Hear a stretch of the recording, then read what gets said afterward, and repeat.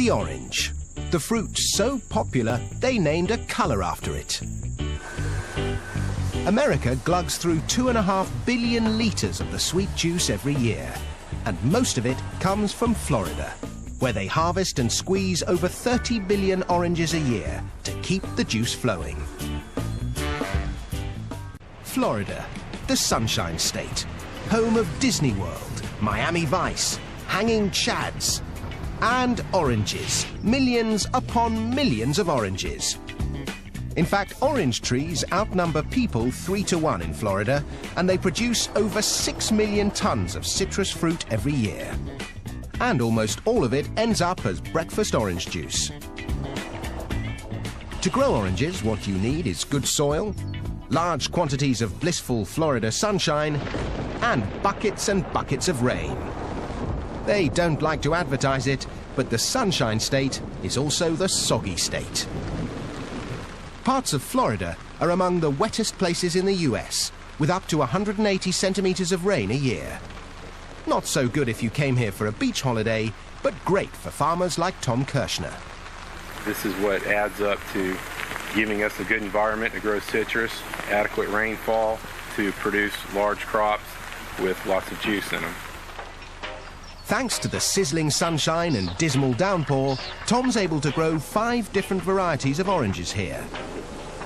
They do this because each variety ripens at different times of year, which means you can enjoy OJ all year round. But how do they know when an orange grove is ripe for harvesting? To guarantee that the juice will be liquid sunshine, the sugar-to-water content is analysed, yielding a measure known as the Brix. When it's at least 10% sugar, the oranges are ripe for the picking. But there's no substitute for the taste test. Can't beat that. Ready to make orange juice. The fruit might be tasty, but it's not going to make juice if it's left on a tree. They need to be picked, and with millions of oranges ripening at once, they need to be picked fast. If you want to get fruity in a hurry, you need one of these terrifying contraptions. Or as they like to call it here, the Oxbow 3220.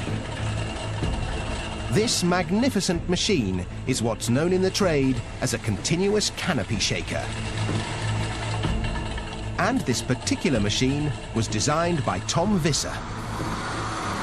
It engages the foliage of the tree and shakes it to and fro, and the shake is violent enough to sever the fruit stem, and then the fruit falls and gets intercepted.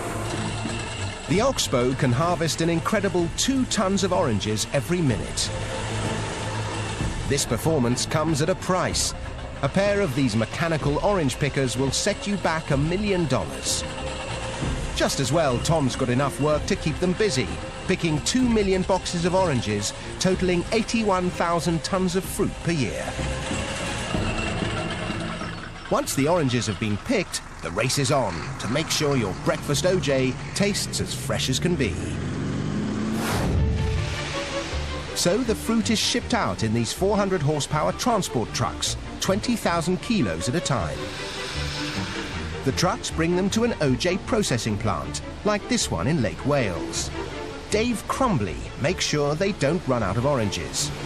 We'll do about 200 of these trucks a day. And each one of these trucks will hold about 120,000 oranges. In 24 hours, we'll be about 24 million pieces of fruit that will run through here. So more often than not, Dave gets his daily dose of vitamin C. To begin with, the oranges are washed out of the trucks.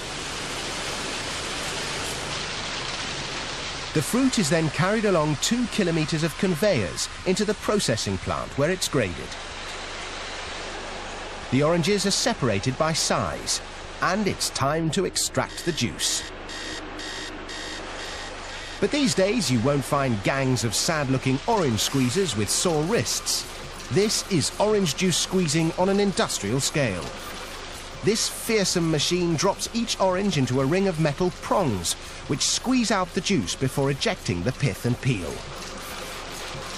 From orange to OJ in the blink of an eye. Of course, when it comes to OJ, the world is divided into 2 great opposing camps. One likes it smooth, the other with bits. So a load of the pulp that has been carefully screened is added back into the juice to create the wholesome, authentic OJ with all the good stuff still in it.